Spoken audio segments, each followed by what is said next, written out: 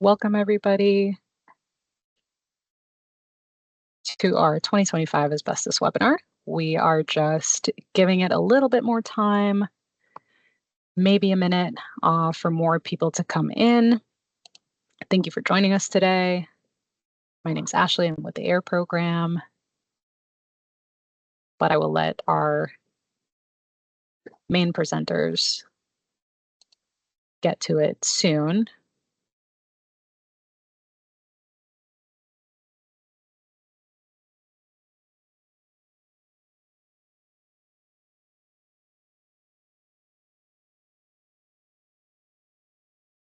Hopefully everybody can see our screen.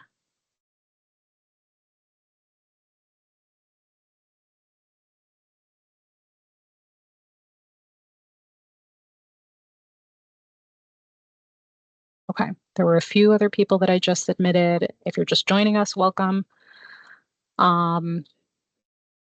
Stephen, what do you think? Should we get started? Yeah, I think we're good to go. Okay.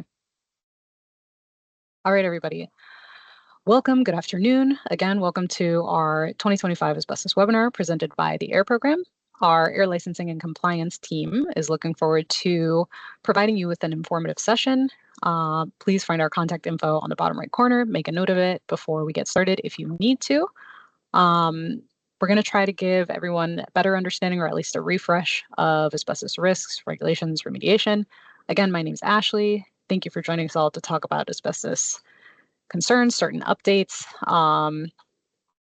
We're going to talk about asbestos use in Broward County, as well as the current regulations, fee changes. We'll also discuss best practices for identifying and safely handling asbestos in various environments. Whether you're a homeowner, contractor, safety professional, this applies to you. So again, thank you for joining us. And we have our subject matter experts who will talk shortly, who will share their insights, answer your questions. So we encourage you to engage with us throughout the session. And then obviously, if there's any questions that occur to you after the webinar, we'll be available for that as well. Okay, so to make this go as smoothly as possible, you're all automatically muted. Your cameras are turned off. I know I just said that we encourage you to be interactive. I did mean it. So if you have a question, please use the raise hand function in Teams. And then at the best possible sort of natural break in that slide or so, we will unmute you so that you can ask your question, or you can type your question into the chat at any point during the presentation. So either or, whatever you're most comfortable with. Since there are many of you, I apologize if it takes us a while to notice your raised hand, but again, you can always try the chat. And we have somebody else, my colleague Sam, monitoring that as well. We are also, in addition to all of that, allowing for a Q&A portion at the end of each section.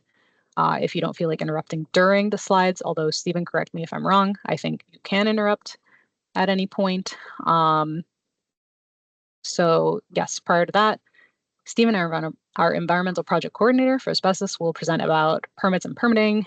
Then Khalil, our natural resources specialist, also both of them under the air licensing and compliance group, like Stephen, will present on how to stay in compliance regarding demolition and renovation inspections. If you feel like you missed something at any point during the webinar, no need to worry. The entire thing is being recorded. It'll be available via our website at some point, either this week or next. It'll be on our website and our YouTube channel. So we'll have the link and we can send it out to you if you need. And with that, very, very brief overview. This is my last slide, and then I'm done talking. What each of our sections do in the AIR program: we have ambient air monitoring, monitors air quality, specifically for ambient or outdoor air pollutants. Data is gathered from the 6 air monitoring, regulatory grade air monitoring stations across Broward County to update our air quality index and just to keep residents informed. After that data is collected by us, it's often sent to the Environmental Protection Agency, EPA, and the Florida Department of Environmental Protection, FDEP. Not often, it is sent to them. And then outreach, that's myself, my colleague Sam, also helping out with this webinar. And then 2 others who are just observing today. So outreach is another word for community engagement. So my team and I talk to Broward residents about air quality, climate change, other environmental topics relating to air. And then, of course, the reason that you're all here, last but certainly not least, licensing and compliance, which ensures that entities that acquire and maintain air licenses and permits are following the rules, complying throughout all of Broward County, which of course is why you are all here today. So without further ado, our first speaker is Stephen, who will kick things off. Thank you. Good afternoon, everyone. All right. So these slides are very similar to the ones from previous years. We pretty much use the same layout throughout the years. It's mainly for reminders that we have for certain program requirements, but the highlights for this year is some code changes that we have, as well as fee changes. So I am the EPC Environmental Project Coordinator under the Air Licensing Compliance section, and it's specifically for asbestos. So this is part of the Natural Resource Division, so all their code is specific to any requirements in your NRD. But essentially, we're going to be talking today about pulling building permits in Broward County, especially the asbestos program and the ePermitting process. So as I mentioned before, it's mainly just the recent changes we're going to cover, but it's very similar to the previous years. You can go back and revisit the step-by-step instructions we have on YouTube, etc. We have our FAQs, our ePermits one stop, creating the application, commercial applications, and of course, once you're finished, now what? So we still keep receiving this form. I don't know how many times I'm gonna have to say this. It's been 10 years, over 10 years at this point. This form was last updated in February of 2015. We're still receiving it. You should not see this form any longer. This form is no longer accepted. I have to tell the customers every time that happens. The reason is we are not electronic. We've been electronic for at least a decade. That's when the ePermit system started. So this form should no longer be utilized. So now the form, as I mentioned before in previous webinars, it's on an electronic process. It's going to be all done through the ePermits website where you fill out the application. In that website, we are advising of the fee change, which you're here today for. So this fee change, we have the specifics in our website, in the county website. We have multiple websites that have this information. Essentially, starting on May 1st, the fee did go up. It went up from 100 to from 50 to 100 for the review fee. There is an after the fact submittal as well. That's a $200 fee. And originally the fee that we had for a notice that was uploaded, you would have different fees depending on the square footage of demolition, renovation, however much material was being impacted. We simplified it. And the reason we simplified it is that just like how the state just did a rule change for themselves, which we're going to cover in a bit, that same rule change that they did, we adopted the similar fee schedule. So essentially our review fee went up from 50 to 100. We do have that after the fact fee of 200.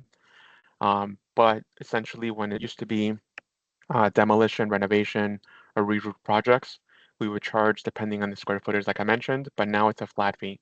So it's going to be a $250 fee if it's going to be sent through the electronic portal. That's the DEP portal. That's what we recommend that everybody uses. So essentially through the DEP portal, you're going to submit to the state first. Once you get the confirmation from the state, you're going to go back into the county website and upload that form. That form is going to have the notification number from the state. We'll see that you went to their office first and be able to charge you that lower fee. So we have reduced the fees on the notifications. That's the same for demolitions and renovations. And then if you have a roofing project that has asbestos, it is going to be a lower fee on there as well from the 200 instead of the 250. But of course, if any project is after the fact, we are charging a $1,000 flat fee for after the fact. The reason for that is that we have a lot of after the fact projects. We're getting way too many questions as to why it was done, who did it. It's a lot of time that we have to use up when people who are in compliance are doing the right thing and submitting the paperwork on time.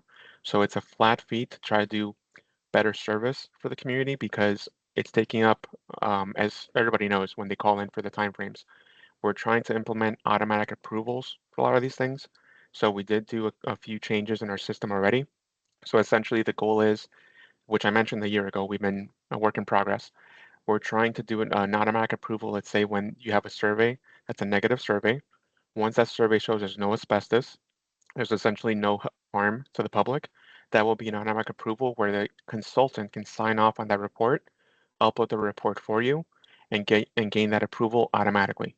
So as long as you submit these notices, submit the survey already signed up by a consultant, and submit the application with all the fees and all the paperwork, it'll be an automatic approval. Reason for that, there's no asbestos, there's nothing there that's going to impact the public, and it's just the actual submissions. So that's our goal. Hopefully it'll be done this year. It's been a work in progress, like I mentioned, but that's the reason we're doing all these changes. And of course, for mobile homes, we did keep the original fees where it is 100 per unit up to 1,000, as we don't get that many mobile homes that come in individually. So we did keep the original fees in place. So this is on our website. So you can peruse that on our ePermits website, as well as our county website. This is in regards to the fees. And then when you continue the application, it's all pretty much the same system. Not much has changed. I mentioned last year, we did implement the single family approvals that are automatic. So this has been going on for a year already. There's only been a handful of issues where we do cross checks, where there are some projects that did not go through as the right type of property. So just make sure that you're always selecting the 2 or more residential structures if you're doing more than one site at the same time. That way we know that we have to review it. Otherwise, if it does go as single family, there's no one reviewing it. There's no fees, there's no documents because you're saying it's single family exempt. So make sure you're selecting the right type of property because there's a lot of issues that we're getting recently for installations where there's multiple roofs being done, multiple demolitions being done, and we're finding out years later. So just make sure you're always submitting correctly. I think some of my slides just froze. There we go. So yeah, this is in regards to the single family, like I mentioned last year. Now, something we're adding for this year that we're hoping to do soon is not only the 0101 and 0105s, but we're looking to add also duplexes, triplexes, and quadplexes. So we're really trying to automate for the community a lot of these single family homes to make sure that they have the approvals as soon as possible and they're able to give that back to the building department. So again, we're hoping this implementation is coming up soon after all these changes. So it's just highlighting some things from the previous year, as I mentioned before, for single family. On the website, we did do an update on the ePermits website. So you essentially select the activity. From the get-go, we're asking if it is an after-the-fact project. Just be honest from the very beginning. It takes months to find this information out. Don't hesitate to tell us. It makes it much easier. Essentially, we're going to be asking for the same thing you're going to be needing anyway if you were doing a regular project. Anything you do in our code is going to require a notice and a survey. What are we asking for in this? If you're doing after the fact submission, you're legalizing a job. You're going to click that you submit after the fact. You're going to put the dates the work was done originally. All we look at is demolition. We're not looking at build out. We're not looking at the new building. We're not looking at what you're putting in. We look at the removal. If anything that was removed, that's what we want to know. Essentially, we're going to find out through the survey. We're going to find out through the owner. We're going to find out through whoever it is who's trying to get the permits done. We want to make sure just tell us from the beginning. It makes it much easier. Our goal is, like I mentioned before, if you click that box and you have the right dates, the system is automatically going to ask you for that notice, for that survey, and you're going to have all your paperwork in order before we even see it. And then pretty soon, it'll be an automatic approval. Reason why? Everything's done. There's no asbestos, according to your report. Your consultant's going to sign off. You have the form showing what happened previously. You're going to pay the fees. It's going to be an automatic approval. It makes it very straightforward for everyone because that way we don't have to use up our time trying to find out what happened. You have all your information ahead of time and everybody's clear on what's required and it's an automatic approval. That's our goal for this year. So just keep that in mind. Our slides keep freezing up a little bit. All right. So this doesn't change much. It's all the same information for demolition and renovation. Notification submissions. There's a new form, like I mentioned before, for the state, but it's essentially the same link for the state that we just had to update recently. And then, of course, you sign the application and it's submitted. So this notice has been used since, I think, the 90s for the state. We've been asking for years. I mean, I've been working in asbestos for over 10 years. So finally, it was updated. So this is the original form that everybody has in their drawers, at their offices, etc. This is no longer used. back in March, this was updated. So now this form has transferred over to a 2-page form. This form has more information, it has 5 pages of instructions, it has very detailed everything on what needs to be done. Any questions, of course, you can always reach out to us on how to fill it out, but essentially it's the same form that we had before, just more detailed, so you understand what to fill out and how to do it. So there shouldn't be that many questions on it because all the information is pretty much the same. We did have questions previously on the original form, but this one's much more straightforward, where it details exactly what it is that we're looking for. You do have to fully fill it out, the same thing you would do on the website for the state. You go onto their portal, you follow, it's about 20-something steps, and you fill out that form. If you fill out the form by paper, it's 15 steps. It's almost the same thing. If you do it through the state, it saves you money. If you do it with us, we have to send it to the state and enter all the information for you. Either way is fine, but you can always ask us. We're always happy to help. And the main thing is getting all this paperwork done ahead of time, filled out correctly, so we don't have to go back and ask questions. That's our main focus. So our FAQs is all the same from before. So essentially, the main thing was the purpose of the SRRA. I've covered that previously in other presentations. So it ensures that building permit applicants properly account for asbestos concerns and provides applicants with information about asbestos-related regulations and the handling of RACM, regulated asbestos-containing materials. When did we start electronic submittals? Like I mentioned, way back in 2015. So we haven't used paper in over 10 years. And everything is required under the Broward County Code, Section 27180B. And of course, we have our fee schedules that did change with the fees that are implemented since May 1st. Do you need to pay a fee? Yes. So it's $100, like I mentioned before, $200 if it's after the fact, and it's everything that's non-exempt. If you happen to be doing more than one home, it is going to be regulated, it is going to have fees, and this is all under Section 4023 of the Broward County Code.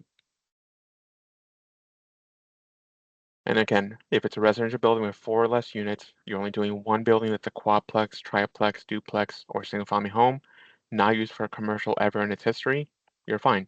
There's no fee. But and same thing for public schools, anything that's a college, university. We have county properties that we review also. Those don't have fees. Anything that's a county property, that goes over to the state to review because they got to make sure to review our projects. We can review our own. But anything else, there's a typo here, I got to fix that later. It is a $100 fee or $200 for after the fact. And what are the additional requirements? Like I mentioned, it's the notice of demolition and as well as the survey. So the same requirements that we're asking for those after the fact projects, for current projects, it's all the same things. You always need the notification, you always need that survey, making sure that we know what's happening or what happened, and making sure there is or isn't asbestos so we know what to review for and what to advise for. And of course, the thresholds are 160 square feet, 260 linear feet, or 35 cubic feet if it's material that's already been removed. And can you pay online? Of course, everything's paid through ePermits, and our system does allow credit card or personal check. And when the system asks for a notice fee, that notice fee is sent to the individual who's applying for that notice. So the notice contacts are the ones that are sent that fee. But everything is done online. So the SRRA process. It's required no matter what. Like I mentioned, single-family homes, quadplex, triplex, duplex, commercial buildings, everything requires a statement. No matter what you're doing in Broward, apply. It's better to apply, don't pay it, don't submit anything, but you have an application. Once that customer signs the contract, they pay you whatever contract fees you have, whatever down payment it is, and you know you're doing the job, then submit the payment, then submit the paperwork. That way you already have an application process for an estimate you have, a job you think that's going to go through, but that cuts down your time frames. There are many times when we get that phone call like, hey, it's been 14 days. Yes, 14 days from when you submitted, but it's incomplete.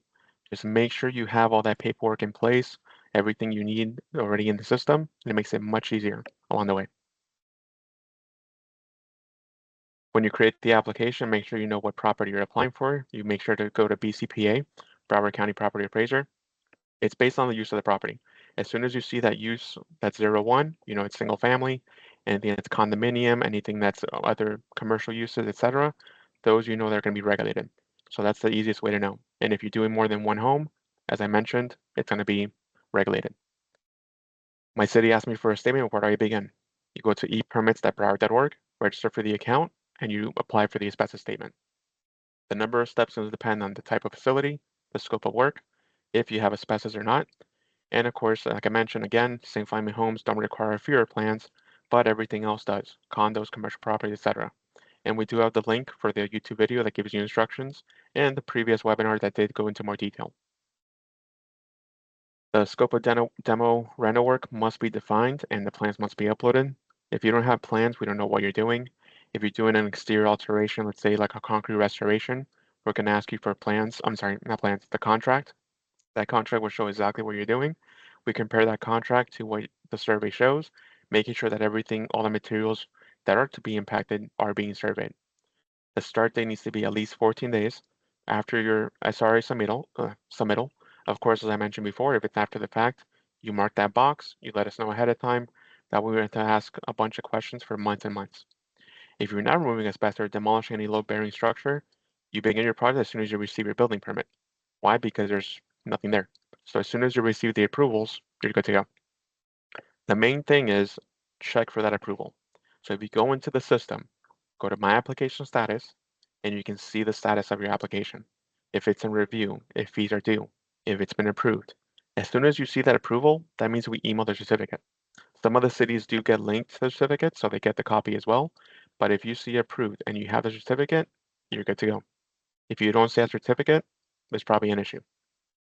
Once you finish your submission of the application, like I said, this is going to ask you for the $100 or the $200 after the fact fee, unless it's exempt for single family.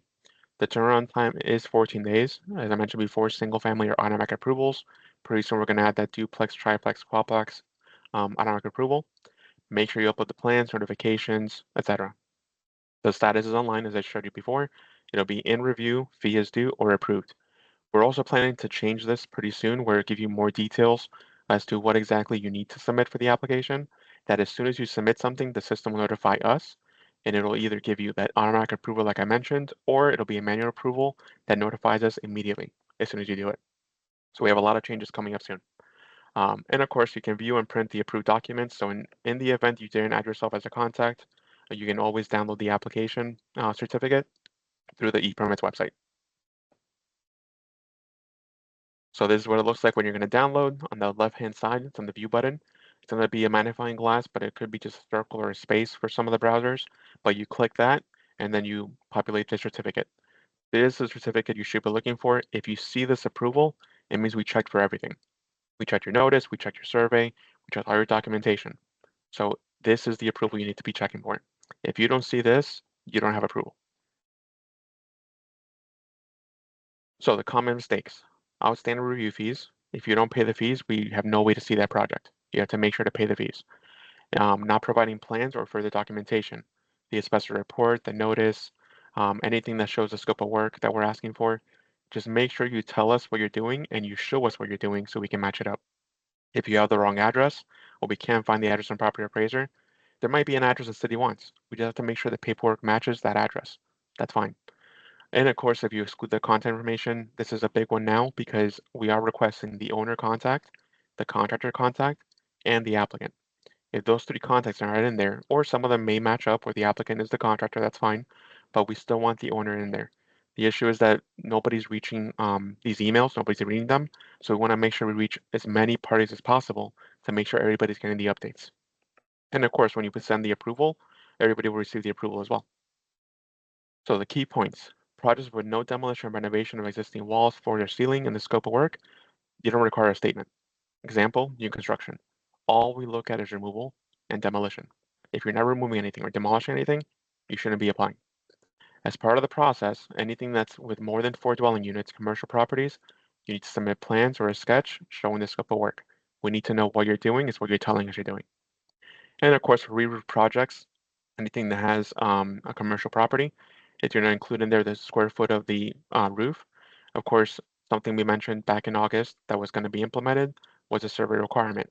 If it hits 5580 square feet or more, that's going to require a survey for anything that's flat roof. We gave the heads up back in August, and the rule changes go through, and it requires a survey from now on. Finally, there's our contact information and our volume of permits that we get. We get about 27,000 applications a year. We get a lot of applications, a lot of phone calls, a lot of emails. If you have any issues, reach out to us. We get a lot of volume, but we're trying to automate a lot of the process so that we don't get stuck with a lot of reviews that we don't really have to review, where things are already gone, things are already done. We want to make sure whoever's compliant does the right thing and we are able to review and keep the community safe. There's so many instances this past year that we did advise a year ago in our last webinar that we were going to have a lot of issues where there were enforcement cases, etc. It never stopped. So unfortunately, it's still happening. We get a lot of instances where people are exposed to asbestos. We don't want that. Make sure to test, make sure to let us know what you're doing ahead of time, not afterwards. Finally, our recent and upcoming changes, like I mentioned last year. So the uptick in legalizations, that's still happening, or should they be done prior.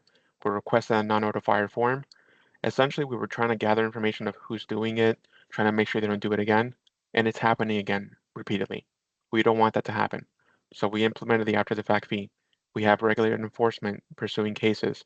We have surveys now for roofings. There's a lot of things that we're implementing trying to protect the public. There's too many issues where the work is done, they find asbestos, and the contractor that was there, the employees, the owner, nobody knew. And by the time people are coming in afterwards, for a year, 2 years after, we're finally getting this project, that exposure event is now across the whole building, across the hallways. It's a major exposure. We don't want that. So the main thing is that the state did change some of the definitions this past year as well, back in March, like I mentioned, with the rule change. So residential exemption, that only means if you're doing anything that is one single family home. As soon as you do more than one single family home, it's a regulated project. What's the reason? EPA years ago did a study. For one home to have, let's say it's full of asbestos, they were not worried in terms of the environmental impact. But once you have more than one, it becomes regulated. You have a larger volume of fibers that could release from that property or the multiple properties, and you can have an impact to the residents that are in the area. The only reason we're here, the only reason we're attending this webinar, we're even here in this office, is for safety. That's it. That's our main goal. We're not here for money, for fees. We don't even want to do enforcement. Our main goal here is safety. So if you get any message across from anything that we're saying today is keep safe. That's the most important thing. The saddest thing I hear is from a homeowner who's been exposed. I have to tell the employees they've been exposed because nobody knew there was asbestos there. Asbestos is still around. It's even in new construction. It's still on roofs. Everybody kept saying that it wasn't on the roofs. We're getting asbestos everywhere through all these reports. Be careful out there. That's the main thing. Finally, the notification procedures also changed, like I mentioned before. So we did adopt a very similar fee schedule to the state. So it's going to be based on the square footage. If you're going to need that survey, you're going to be doing the notification as well, which is a 2-page form now. If you don't reach those thresholds, or you're less than 160 square feet, less than 260 linear feet, or less than the 35 cubic feet, you're fine. You don't need a survey. But if you hit those thresholds, it becomes regulated. If you do more than 2 homes, it's regulated. Anything's commercial, a flat roof, 55, 80 square feet or more flat, it's regulated. Keep safe. That's the main thing. And finally, our contact information is here. So if you ever need to reach out to us, we get about 100 emails a day, roughly. So you can always email us, but we answer our phones immediately. We're always checking our voicemails and everything. If you need to submit an emergency, you can email us through asbestos survey notice. That's going to be the survey and the notice, just letting us know, hey, there's an emergency. I'm letting you know ahead of time. We're going to have this project that we're doing a cleanup. There's a remediation, whatever it is. Just keep us posted. That's the main thing. If you do need something that needs immediate approval, let's say there's a roof that caved in, a building's about to collapse, there's some issue that with mold, whatever it may be, call us. Tell us what's happening. Keep us posted. As soon as we see it's an emergency, we review it immediately and make sure everything's okay. We don't want anyone having to have any mold issues, any exposure events. We want things cleaned up as soon as possible to have people be able to move in and either work at their workplace again or be able to live in their living space once more. So please keep us posted. And now I'll pass it on to Khalil. I don't think I have any questions, but of course, during our Q&A, you can definitely ask. Thanks.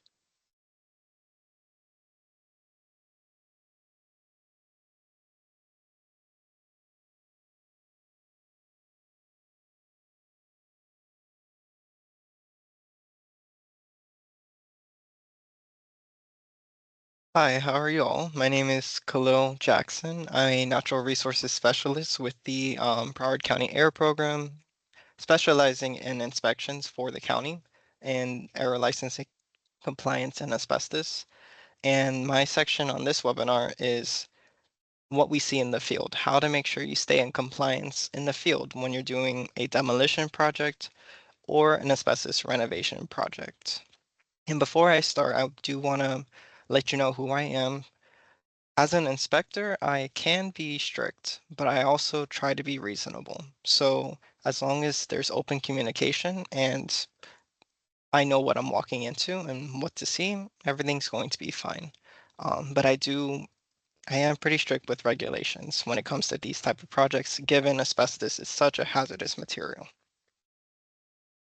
So when contractors, owners, and other people should expect inspections is when we received a notice of demolition or asbestos renovation. That notice is basically what I look at when I go through the database every morning and randomly select notices to go to. The reason why these inspections are performed is for environmental safety, like to protect the public health and the environment. So these inspections almost are never announced, and it's done for a reason. If you're expecting the inspector to come, of course, things are going to be done perfectly because it's an inspection you want to pass. So oftentimes when I go to these sites for inspections, I get a common question of why I'm there. Um, People believe an inspection's needed to start a job, needed to close a job, and that's not the case with Broward County in the air program. It's environmental inspections. Oftentimes, because these inspections are random, I often see things that weren't told to us from the beginning. And that's what tends to hold up a lot of projects because of what I see in the field. And I'm sure most contractors know how it is currently in the field. The current rate of noncompliance is at an unacceptable level, hence the fee changes to expedite processes and make sure people who are waiting for permits are doing it, getting the review as they should, rather than having to wait because of individuals who kind of skip the permit process and cut corners. So these inspections are authorized under Chapter 27, Section 180, and it applies to all removal of asbestos containing materials, building demolition projects, or building renovation projects. The common thing that I have to explain to many contractors is that Broward County is the only county in the state of Florida to have what we call, and what Stephen explained, the Statement of Responsibilities regarding asbestos. So essentially what this is and what is different than other counties is that it is a two-step process. It is not a one-step process where you notify the county with your working day, a 10 working day notice of demolition or asbestos renovation. You wait the 14 days, you submit the payment, and you're good to proceed. That's not how it works in Broward County. That's step one of the project. Step two is getting the certificate of submittal. And so a good rule of thumb is that what Stephen was saying, if you don't have the certificate, it means something wasn't complete in your application. We may have been missing a fee.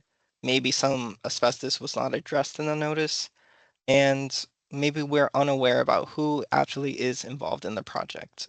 And that's actually a big thing I see, a big question we have. We actually don't know who the parties are, and we do want to know who the parties are in the project prior to giving approval. And regardless of if structural demolition or asbestos isn't involved, the certificate is required prior to commencing work.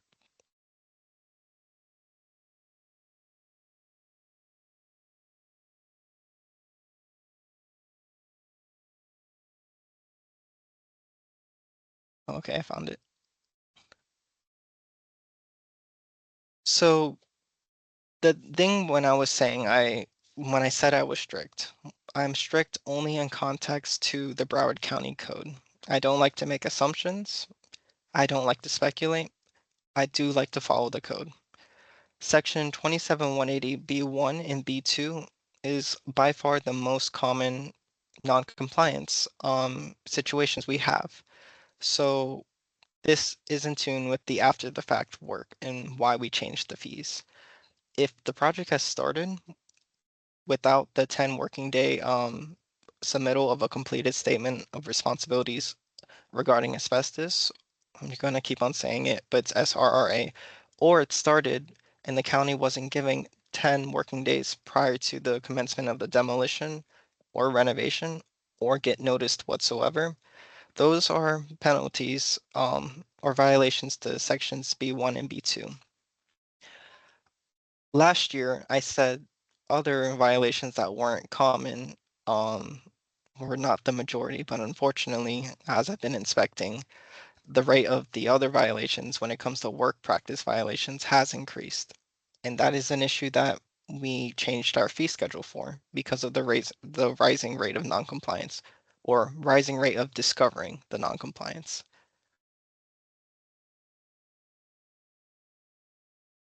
So when an inspection happens, I'm going to tell you what the inspector has in their mind so that you know what to expect when you go to or see me on site. So if it's a standard demolition project, let's say a general contractor's demolishing the building, no asbestos involved, or the asbestos has been previously abated, my main question is if asbestos is there.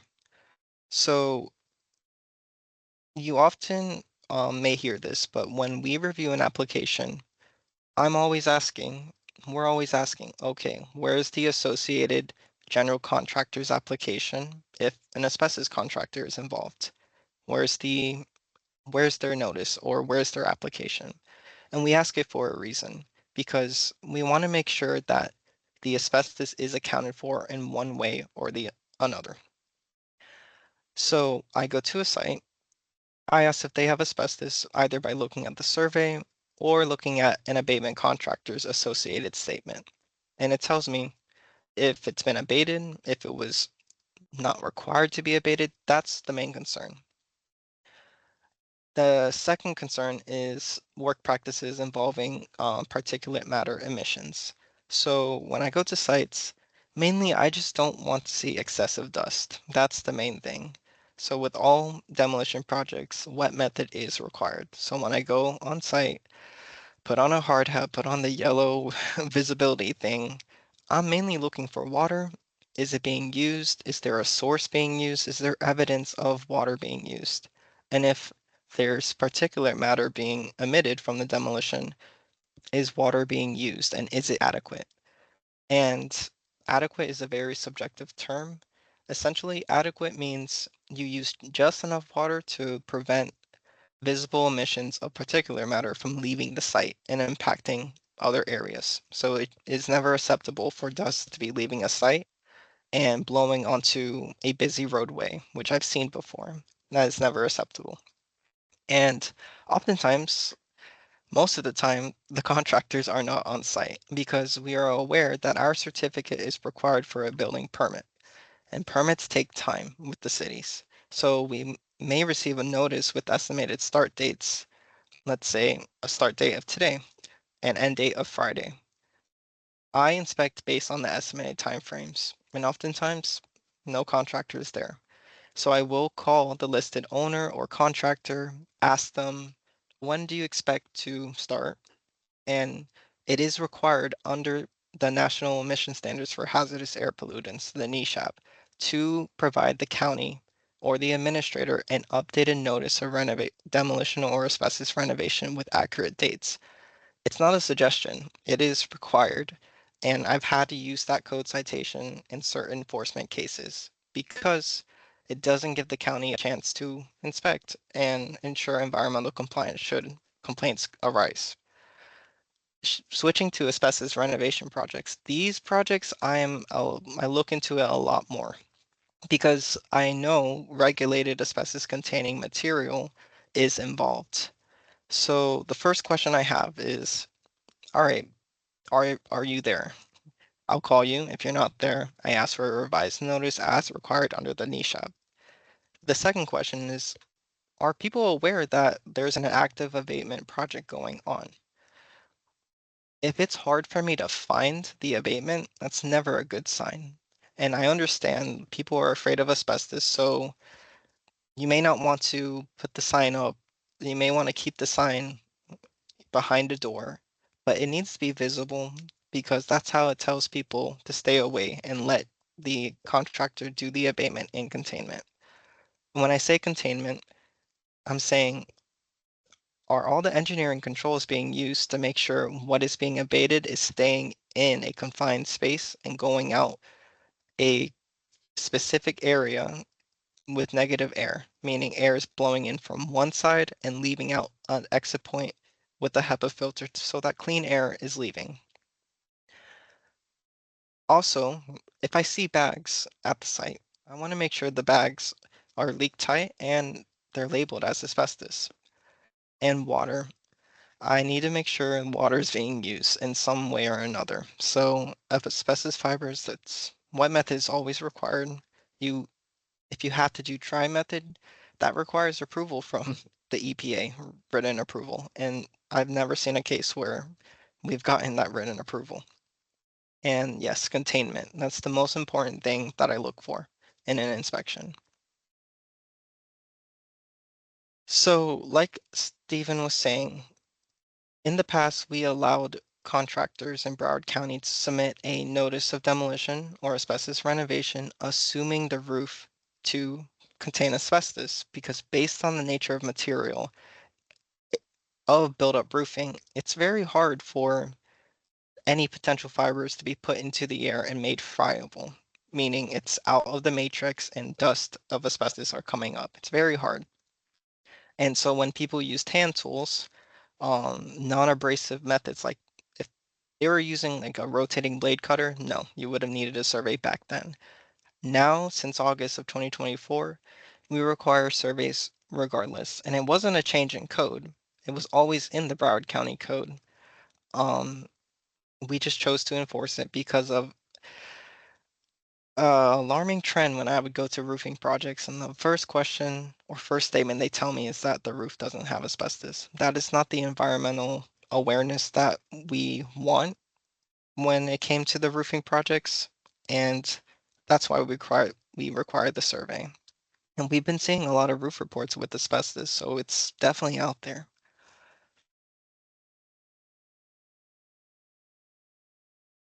So focusing on inspections, what we look for in the surveys is just because the survey has asbestos in it doesn't mean it has to be abated. We look at it, we have to look at the type of asbestos, the nature that it is in, the condition of it. Is it going to be affected by the renovation? We compare it to the plans. That's the thought process that we have when we review applications. And if we determine that all the ingredients come together for it to be considered regulated, that's when we require the 10 working day notification.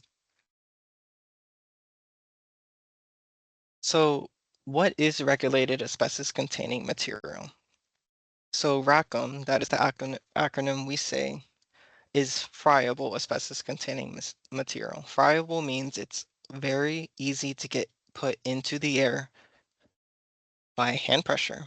Like if you can crush it with your hand, it's friable. And if it's over 160 square feet, 260 linear feet, and that's linear feet for pipe, or 35 cubic feet of asbestos containing material that's off the facility, so like in a pile, and you're to remove this friable material, a asbestos contractor licensed in the state of Florida must remove that material. It's not they have to. Legally, that is what has to be done. But oftentimes we get surveys and the material is not friable, and they separate it into two types, category 1 and category 2, asbestos containing material.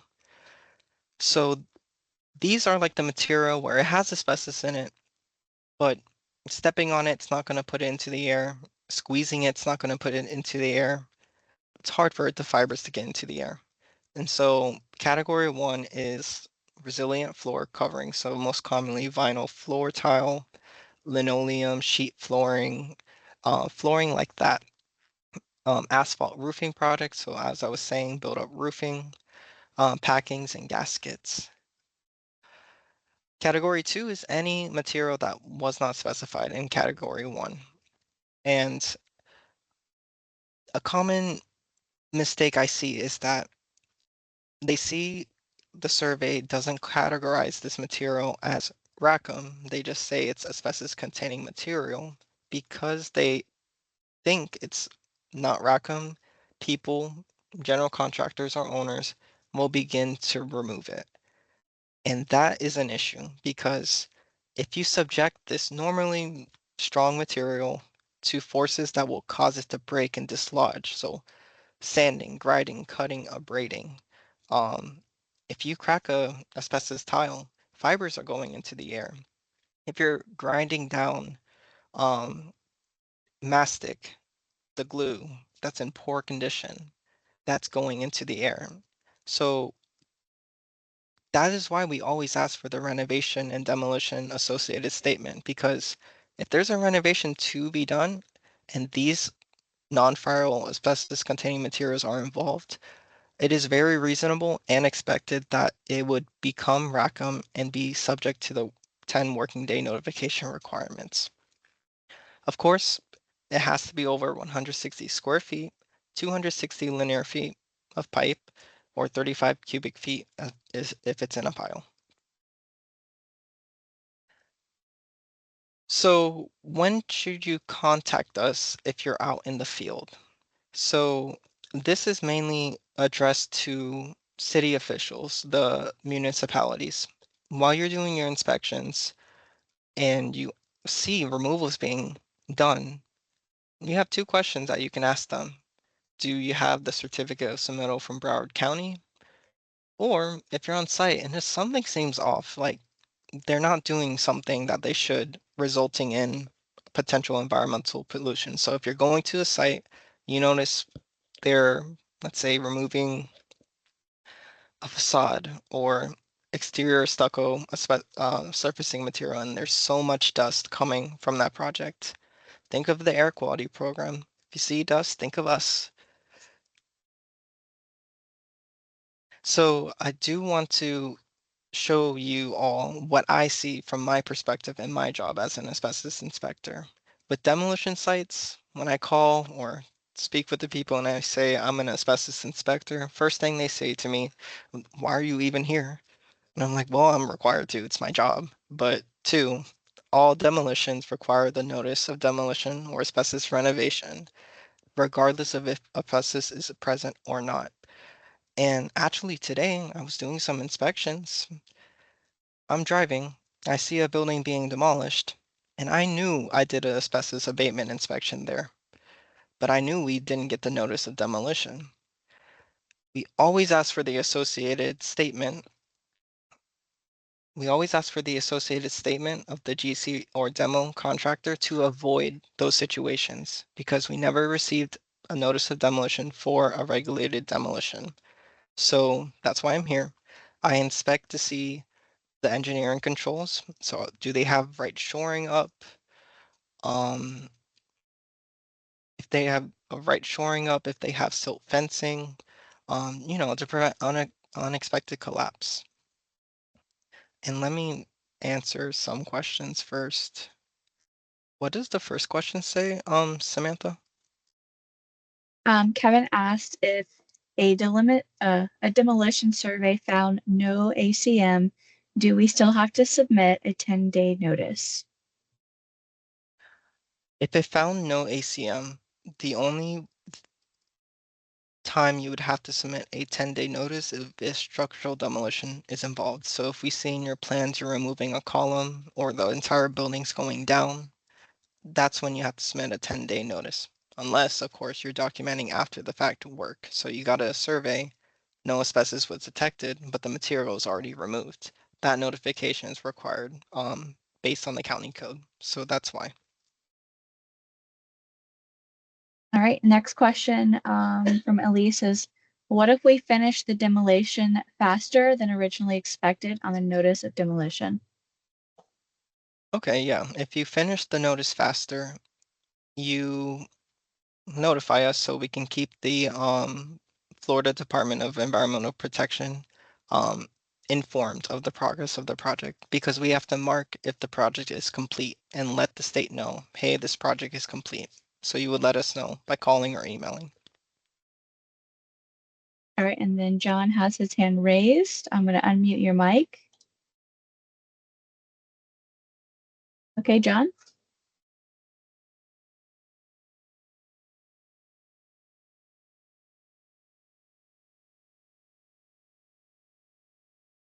I'm still seeing him as muted. I'm going to try.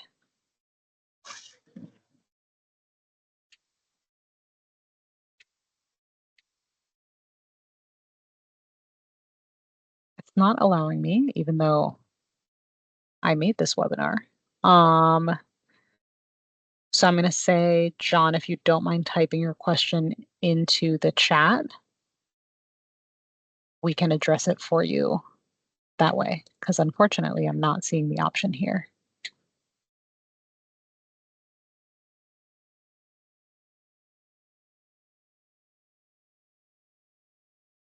Or maybe you're just muted, I think, and then you need to unmute because I enabled your mic. But in the interest of time, there we go. Can you read that, Khalil, or do you want me to read it for you? I can read it. Okay. The EPA drywall joint compound composite analysis gives the owner a less than 1% result using the wall system definition. Why has Broward County asked for point counting of positive joint compound when it won't change the less than 1% result? I think Stephen can answer this one because he's I think he most recently read the ADI, the Applicability Determination Index. Yeah, this was explained during the 2024 webinar. We added that requirement because if it's more than one sample that it shows the composite result, or there's more than one sample that is positive and it's a stop positive sample, essentially that's going to be treated as RACM. It's going to be a surfacing material overall. It's not just for that single sample, but it's because it's being used as a surfacing material for the whole system. So that is the latest ADI that we received from EPA. I think this conversation was held with EPA, I think in 2023 or 2024, but it is part of our former webinar.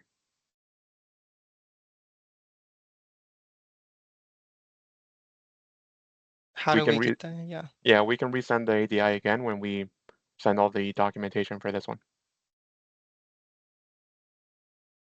All right, and then the next question from Tamara. Will the automatic approvals happen with commercial projects as well? And how will the system know the asbestos survey states no asbestos? Wasn't the asbestos banned in the building materials years ago? Stephen, you can answer the first part. I'll answer the second part. So the automatic approval will be for hopefully everything. The goal is for anything that has no asbestos. The certification will come from the consultant. They sign off on that survey. They upload the survey for you. You submit all the paperwork that's required, the notice, if there's plans, etc., showing what you're doing. And essentially, the person signing off on that project will be the asbestos consultant. So as soon as they sign off on that project, they show there's no asbestos, whatever it may be, renovation, demolition, it shouldn't be something that's going to be flagged for us. But that's a future goal, like I mentioned. It's still a work in progress.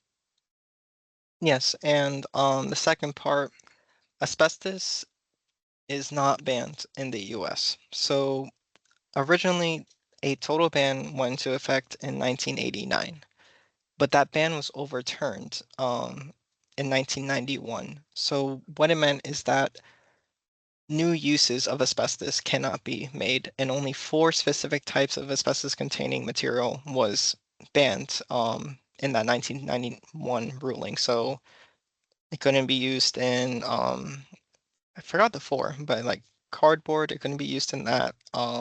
Specific types of flooring, it couldn't be used in that, and there's a couple other.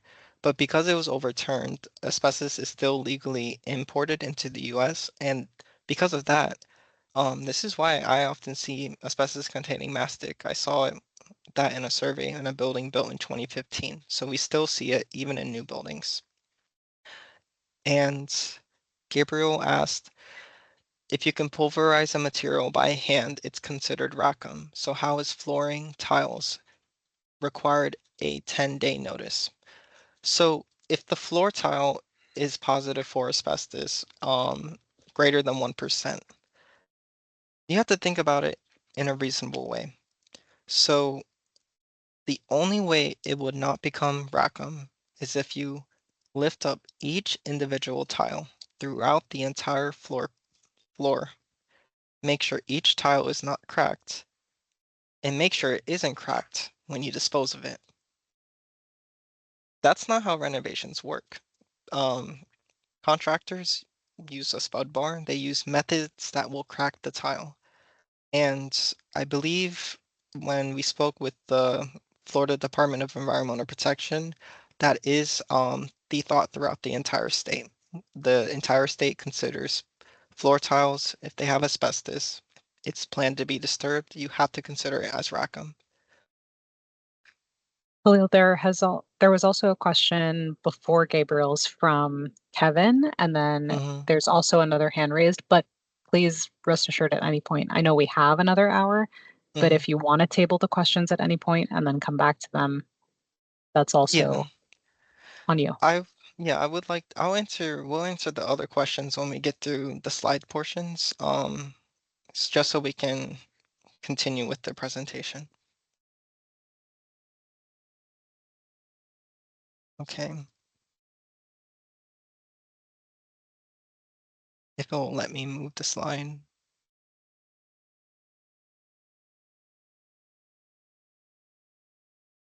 Try now.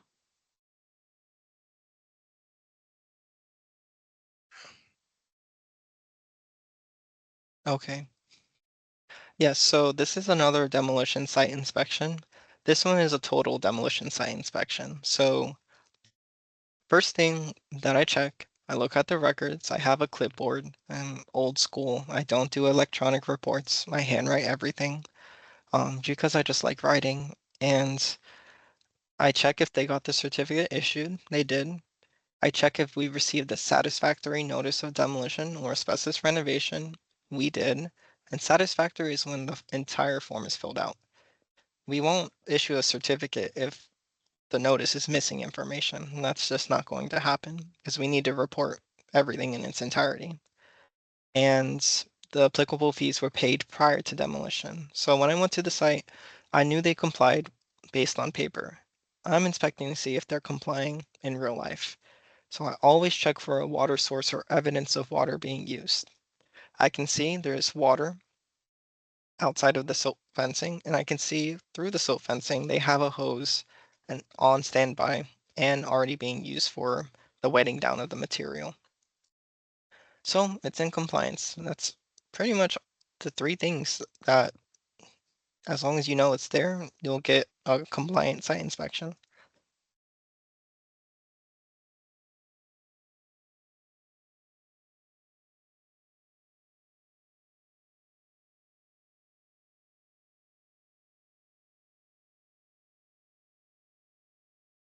Thank you.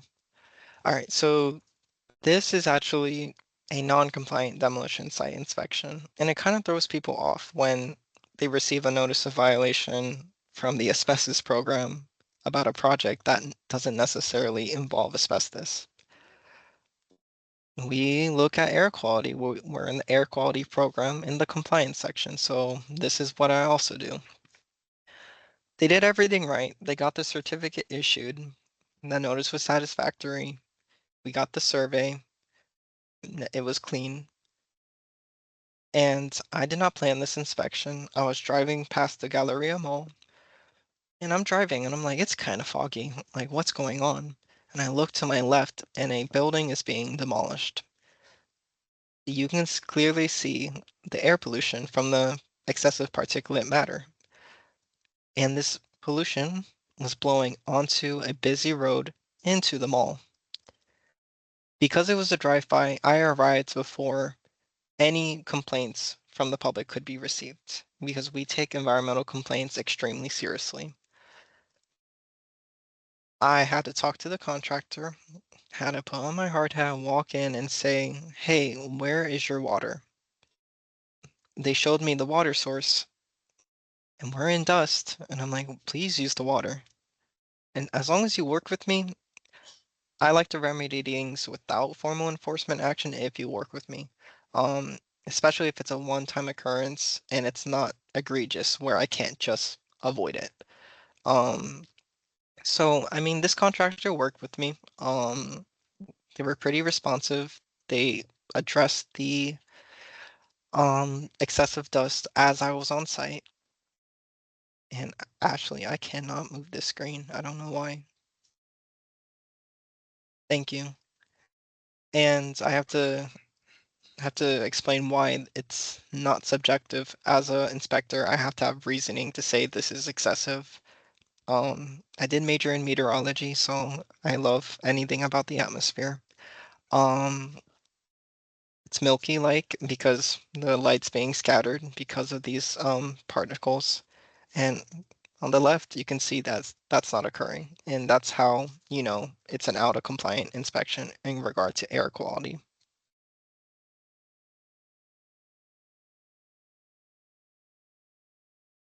So, I mean, after speaking with the site supervisor, they proceeded to use the water source immediately, and then the particulate matter subsided. And I can do compliance without formal enforcement action. But you only get one chance with me about that. If I see it happen again, doesn't matter if you had we call that a CWOE. Doesn't matter if you had that 2 years ago.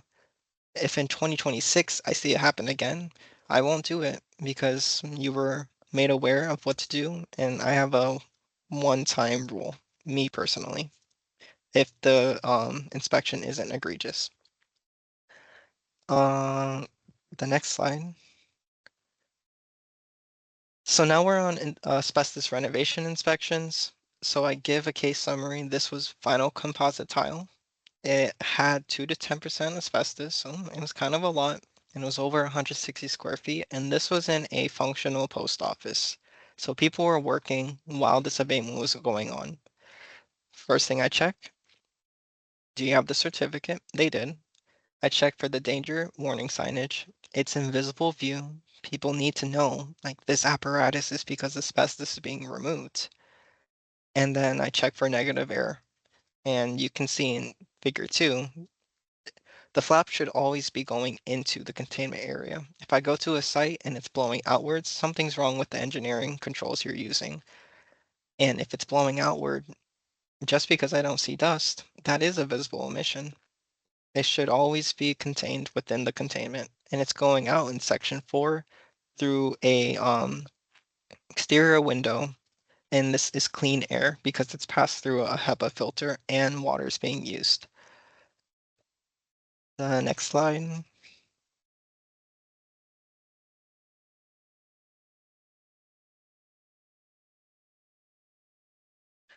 And so a lot of inspections I perform are in condominiums. Condominiums logistically are a nightmare. Asbestos contractors can agree, I can agree, and it's a high population area. So these abatements are being performed. The danger signage is in clear view. Their critical barriers are showing evidence of negative air. And I don't see any visible emissions outside the unit. And they're also going a step above and beyond by making sure they have lining on the floor. So that way, if any, there should be no residue being trucked out the unit. But if there is, it's not touching the carpet and it can be easily cleaned. And so it's in compliance. And you can see a lot of these are floor tiles. Sorry, the next slide. And this is exactly what I was saying. It's visible to the public, unobstructed, evidence of negative air, and containment has been observed. And this will always lead you to having a compliant inspection determination.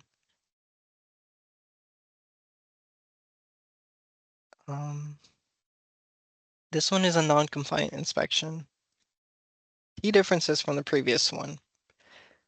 They kept the asbestos danger signage inside the unit. In figure 2, you can see the asbestos residue outside the unit. This is a case where I would never give someone an opportunity to do a CWE because one, I can't. It's not allowed. The danger sign should have been on the unit door because if you're having residents in the common area walk through, picking up asbestos fibers on their shoes and bringing it into their unit, and that's a danger to public health. Sign serves no purpose if it can't be visible. And number 2 is the most common procedural violation that I see. It's because they didn't decontaminate their shoes. They should have a decon area before they enter and exit the site. They didn't decontaminate correctly, and now what should have been in the unit is out of the unit. And I can tell this is asbestos containing because the white texture and joint compound was asbestos containing. And I don't need to sample that to determine it to be a visible emission. So the next slide. And this one is flat re-roofing.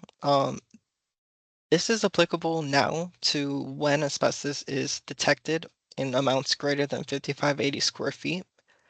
With flat re-roofs, you can either have an asbestos contractor abate the roofing material, or the roofing contractor can do it themselves, but they must show proof to me when I go on site that there's an on-site supervisor trained in the provisions of asbestos, and they have to be there on site at all times. And then when they're removing the material, it has to be controlled, and it has to be in a state that it's non-friable. You can see these sections were removed by hand tools all in one piece, and that would lead to a compliant inspection. I had a violation involving a roof assuming asbestos, and the penalty was in the tens of thousands of dollars. So that just shows that even if there is no positive survey, but you're assuming it to be asbestos and you do not follow the notification work practices, it will be treated as asbestos. So this is why we're wanting surveys, because of that instance, in addition to other reasons. I think that's my last slide. Oh no, there's a couple more. What I look for if I see bags, you can see these bags are in leak tight wrapping. Figure 1 is a vinyl composite tile. Figure 2 is exterior stucco. It's in leak tight wrapping. I'll look and make sure I can see some evidence of water inside the bags. If it's dry, that's an issue because it has to be bagged while wet and in leak tight wrapping. So I'll look at it and make sure that it's saturated. And you can't use a garbage bag. Don't ever use a garbage bag. And then the exit point, I'll always look at the exit point to make sure that it is functioning right. And a key point is I don't have to go in the unit to make sure that compliance is being met. Broward County, we don't go into active removal areas because we can determine compliance based on what we see on the outside. So figure 1 is what I should see. Figure 2 is not what I shouldn't see. If one exit point is functioning, blowing outward, but the other one is drooping down, but the abatement's occurring in that entire space, what does that mean? It means the air's not going in through one area and out the next area. There's some breach and containment in this unit that leads to that exit point of the renovation not functioning. That's evidence of improper containment and is also considered a visible emission. And you can see the reason why. They left the window open on the top of where the bag was. So that is not full containment. So this is the last slide, I'm pretty sure. Yes, this is the last You are slide. correct. Thank you, Khalil. Thank you, Stephen. I want to be sure that we get back to the questions that we had missed. I'm going to go in order. So Sam, correct me if I'm wrong, but Kevin's question had been accidentally skipped. Then I think Edgardo had his hand up, and then Tamara. So Kevin's question was, does a mobile home or other portable building fall under the definition of quote unquote structural? In that case, is the 10-day notice required? Kevin, yes, you are correct. So with mobile homes, it's funny. We don't see it often, but we do see it. If it's just one mobile home, I believe it's fine, Stephen. Yeah, I believe it's fine if it's one and it doesn't require the notice. But if you do two, it's considered a demolition if you move the mobile home. Like it doesn't even have to be demolished by a bulldozer. If you have to lift the mobile home up and drive it away, it's considered a demolition and the 10-day notice is required. Thank you. Edgardo had his hand up before we get to Tamara's question and then John's and whatever else may be in the chat. I'm gonna let Edgardo know, I guess, if you still have a question, raise your hand and we'll get to it. But since your hand is lowered, oh, there you go. Okay, 1 second. Allow mic. You may have to unmute yourself now, but you should be able to talk once you do unmute yourself.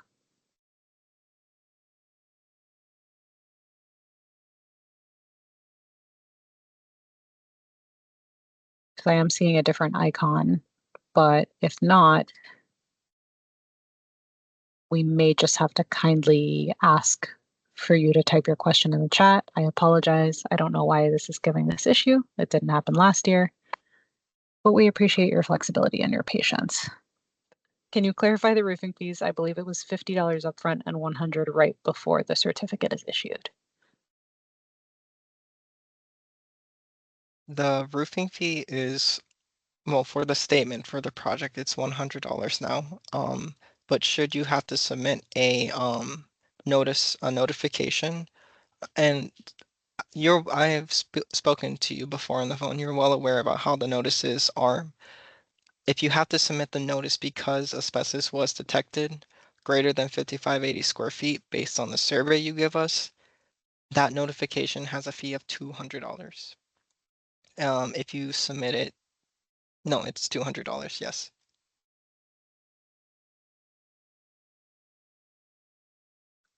Okay, and then moving down, I see Stephen has answered some questions in the chat. I'm not seeing any others in the chat. I am seeing John's hand raised and I'm going to allow your mic, but unfortunately Teams does not. Oh, there we go. Teams doesn't seem to be cooperating with us, but you just put your question into the chat, which is, why does the survey requirement of 160 square feet not apply to roofs? How is the 5,580 square feet arrived at?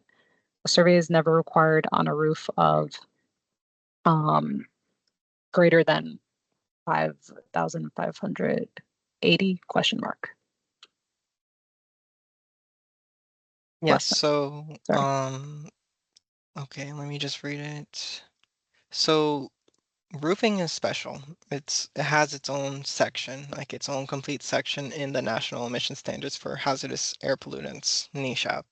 So the reason why it's not 160 square feet is, like I said, due to the nature of the material. There was an environmental study that they conducted, and the results of the study explained that if 500 or 5,580 square feet of built up or flat roofing is removed and it's done abrasively, it can generate 160 square feet of rackham. That's the rationale based on the study for roofs. And a survey, and you said a survey is never required on a roof of less than 5580 square feet. You have to be careful with this one because we do get situations with roofing contractors where they're doing a building. It has built up flat roofing, let's say of 4,000 square feet. Because it's under that threshold, we wouldn't require the survey. And then a couple of weeks later, we see that same contractor or same owner apply for a building across the street with built up or flat roofing of 2,000 square feet. Collectively, that is over 5580 square feet and requires the survey in Broward County. So that's the biggest issue we're having is with installations. In order for 2 or more projects at the same site to not be considered an installation per the EPA, there has to be a year difference from when the project ends. So if you finish that building on the left side today, you cannot start the other building on the other side of the street until May 15th, 2026. So that's the rule of thumb, 1 year with installations or projects at the same site. So yes and no to your question.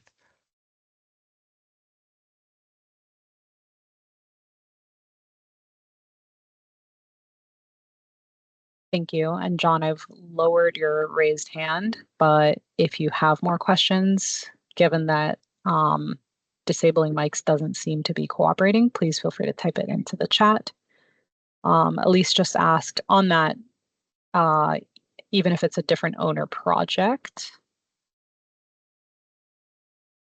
Yes, so let me just pull it up now. So even if a different owner owns the building, if it's the same contractor, that's what ties the projects together. And it works the other way too. If both buildings have the same owner and different contractors, the owner owns both. So it ties it together as one project. And let's see, the definition of owner and operator is referenced throughout NESHAP, and it's a broad definition. So I'm sure you all have noticed that during the review process, we may flag the application and say there's a prior application that has not received updates. The reason why is because they involve the same owner or operator. And the definition to the according to the EPA means any person who owns, leases, operates, controls, or supervises the facility being demolished or renovated. So this applies to tenants. This applies to homeowner associations who have to give approval to projects. This applies to it's such a broad definition. And that's the reason why a lot of projects have the same owner and operator. And we try to explain that to the citizens here.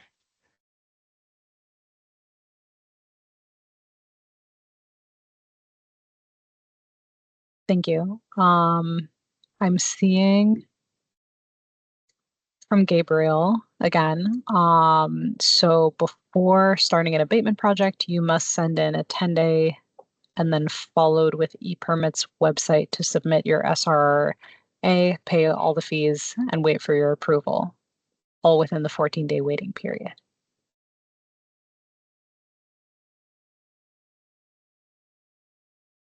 Okay, let me not misread your question. So before starting an abatement project, submit a 10-day. Yeah, so before you begin the abatement project, you are required to send in a 10 working day notice of demolition or asbestos renovation.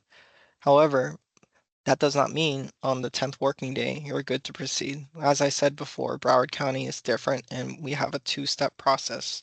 So you have to submit to the county a completed statement or completed SRRA 10 working days prior to beginning the project. So you have to have both when it comes to an abatement project. And oftentimes the notices sent in aren't satisfactory.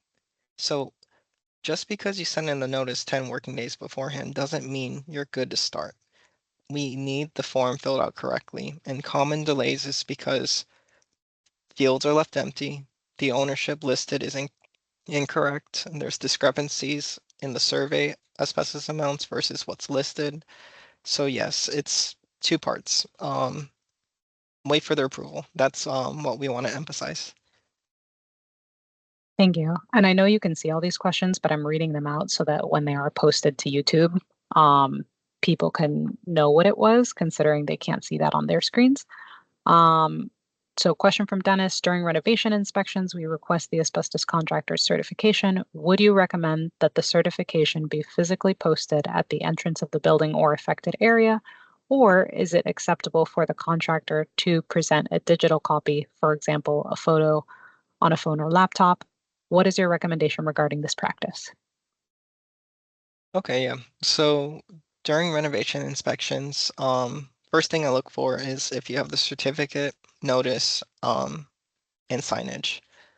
Then I can request to look at the certifications to make sure an asbestos site supervisor is present. And what happens mostly is that the contractor keeps all their certifications on site, but they just have to go to their car and get it. I prefer to have the physical copy that I can view because it's easier to verify the employees and who's actually the site supervisor. When I get a photo, it sort of works, but I still would prefer the physical copies on site because that holds more ground than a digital copy. Um, if that answers your question. Thank you, Khalil. And I see Stephen has also been answering or clarifying things in the chat. The next one is from Kevin again. They're saying, for me, structural means a load-bearing member, columns, beams, and walls.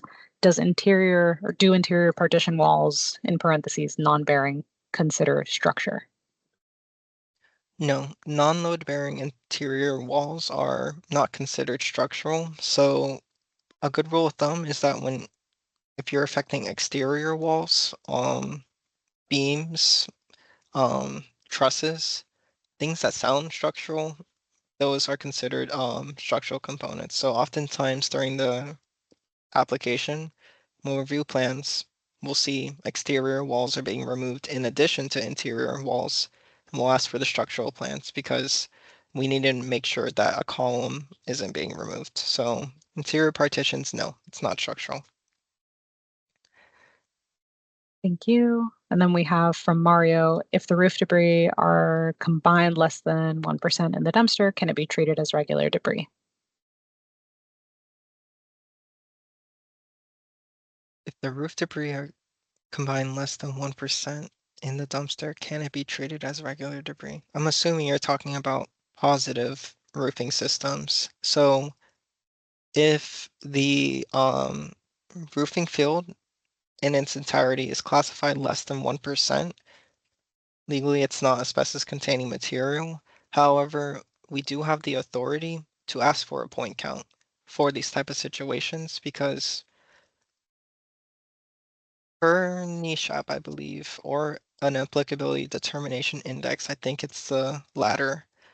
If it's below 10% in asbestos content, you must point count it to make sure it's less than 1%. It's not heavily enforced, but we do have that discretion, can use it. But if it's less than 1%, you can treat it as non-asbestos containing material because it doesn't meet the definition. Thank you. I'm not seeing any more new questions in the chat or any more raised hands. But fortunately, our licensing and compliance people, Stephen and Khalil, have given contact information. We can drop that in the chat if that would be helpful before getting off of this call. Stephen or Sam, if you wouldn't mind doing that. I'm scared to click anything because I'm still sharing my screen.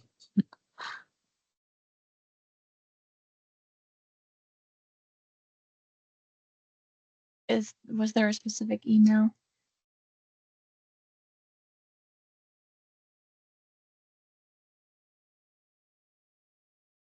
Khalil dropped his personal info, but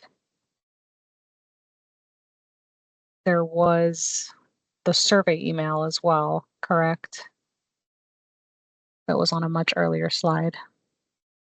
Oh, you're talking about those? Yes. And then the asbestos line, which I believe is 954-519-0340.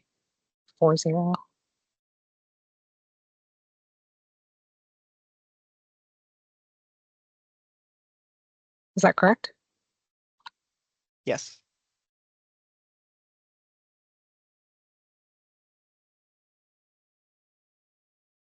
Sorry, you can hear me typing. Let me mute myself. And then obviously, if anyone has any other questions, feel That's free to also drop me. them into the chat.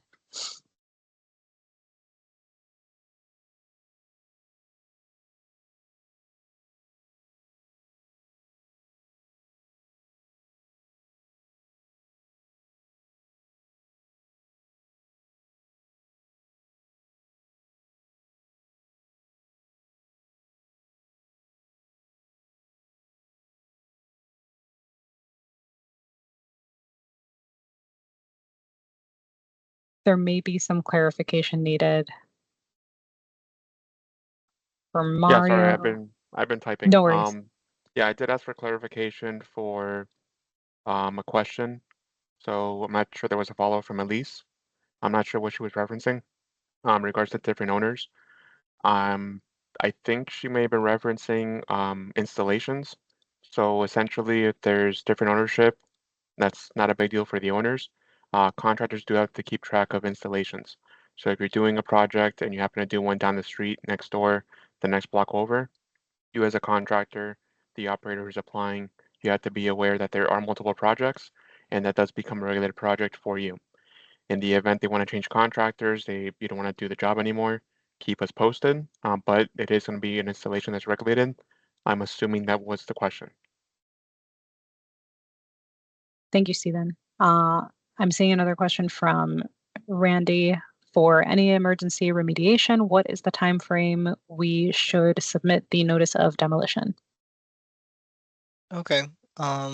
Yes. So for emergency situations, the rule is that if you have a documented emergency, you need proper documentation, of course. But under NESHAP, it is allowed for you to start the job, whether it's a demolition or a remediation, but you have to notify the administrator, so us, no later than 1 working day after you began. And so you would have to call the asbestos hotline, not email. The rule is kind of old, so it's written based in 1989, so phone calls are referenced a lot. You have to call the asbestos hotline, let us know you have an emergency situation, and you provide us that notice. The survey, because you always need a survey. The survey doesn't go away. And then the statement number so that we can review it on the spot. And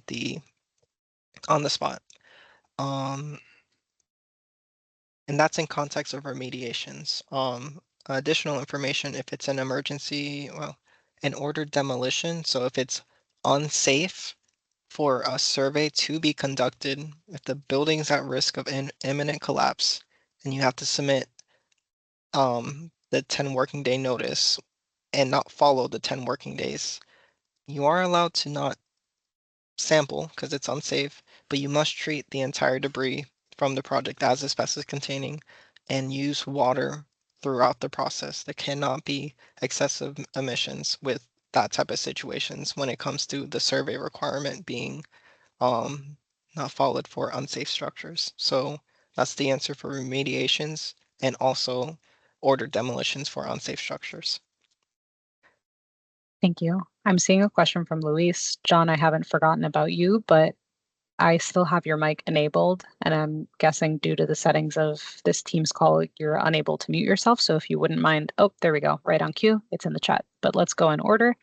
So Luis, can you please review the drywall joint compound sampling part? Did I hear that the joint compound should be considered a surfacing material that would require use of 357 rule for sampling number?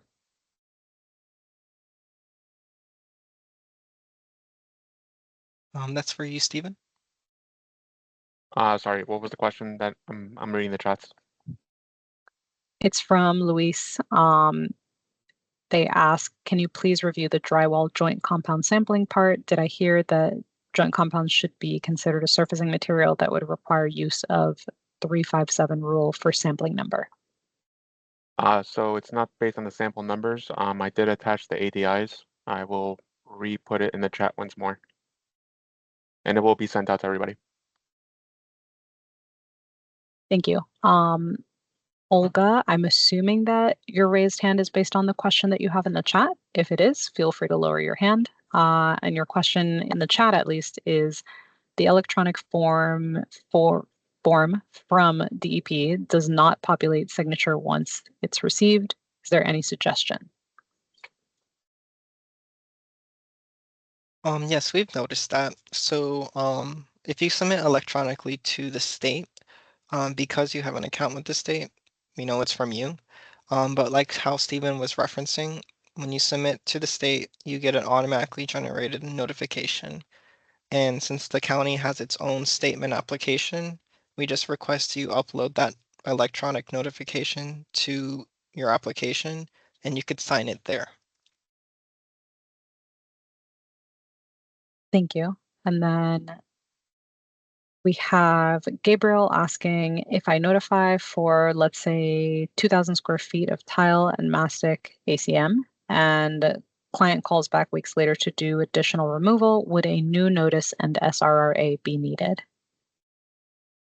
No. So that is when we would need a revised notice of demolition or asbestos renovation. So when the county requests a revised notice, it's almost always because the start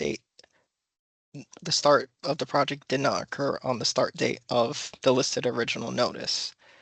However, if the quantities are to change, you must notify and upload to the county a revised notice of demolition or asbestos renovation, adding on the additional square footage to the original 2,000 square feet.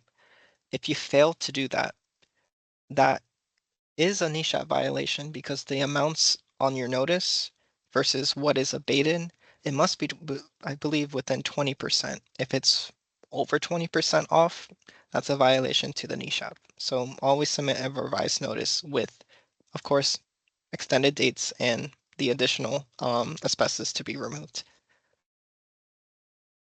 Thank you.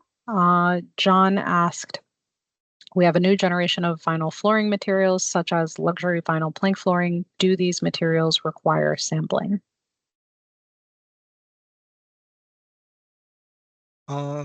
As explained with the new state rule, we do have to be as stringent as the Florida Department of Environmental Protection. So if we see over 160 square feet, if any of those thresholds, if we see over that amount, we have to ask for a survey.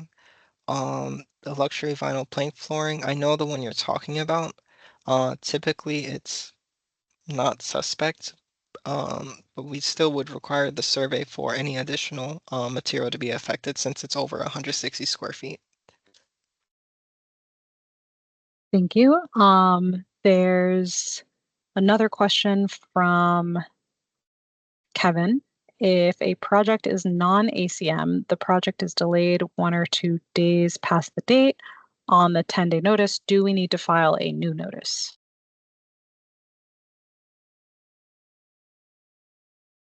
Okay, so if I'm trying to understand your question, if you submitted a notice of demolition, if it's non-ACM, it would be a notice of demolition, and the project is delayed like a couple days after when you originally submitted. Like let's say you submitted May 14th for your start date, but you now know you're going to start May 16th. You have to submit to the county a revised notice of demolition. It's not a new notice. It's not a new original notice. You're just revising the original one you gave us. You mark revised and then put the estimated start date. That's different. And that's the way it has to be done for every project. It's not common. I only see like a few contractors who follow that portion of the NESHAP. It's hard to expect that with all the applications we receive, but that's the procedure that you have to do. Thank you. I'm not seeing any raised hands again. Not seeing any more questions in the chat. We'll give it maybe another 30 seconds or so. And then again, don't think that you'll never be able to reach us again after this call. As they've said, air licensing and compliance, the asbestos section is as responsive as a small team possibly can be. So with their emails, well, thank you, Stephen, for that information. Between the email, different email options, Khalil's contact info, the county asbestos line. Hopefully you should be able to reach us with any more questions, comments, concerns that may come down the line.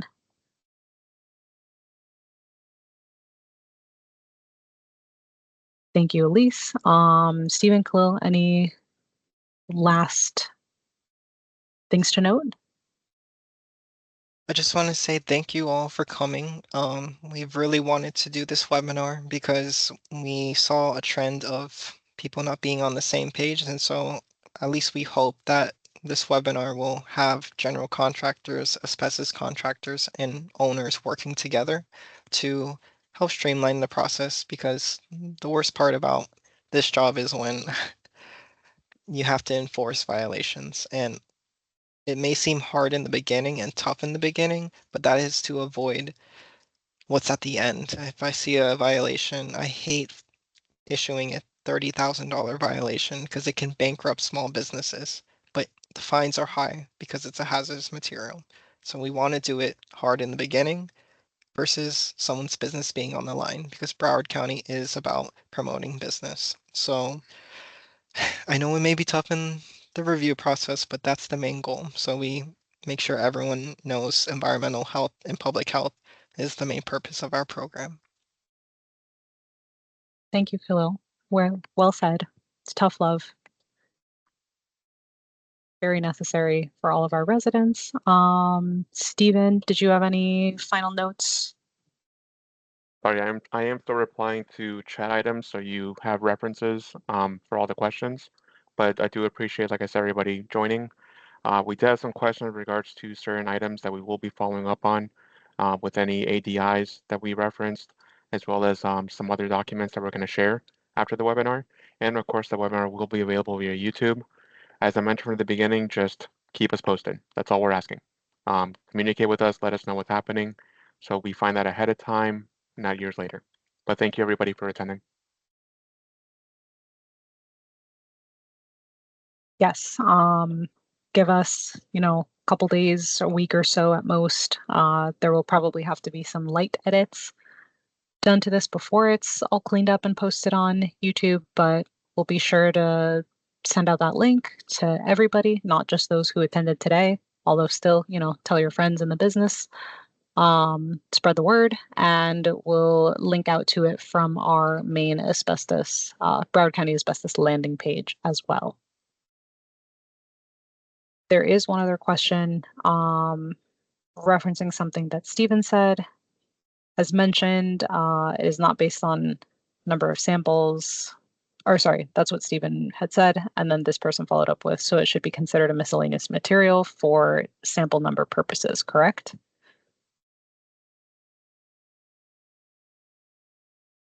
I believe I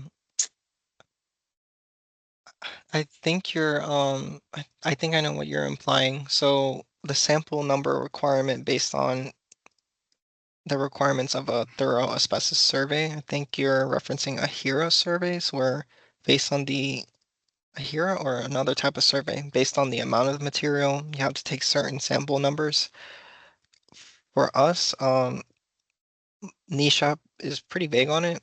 They specify in the language of the code that samples must be taken.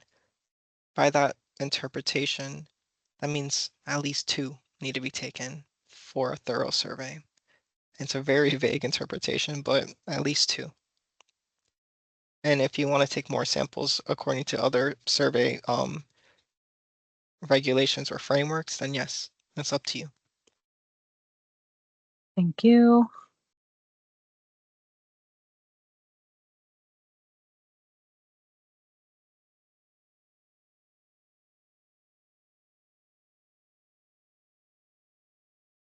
All right. Any other questions, comments, concerns? I see quite a few people have logged off already. And again, you should be able to reach these guys. Beautiful. Thank you all.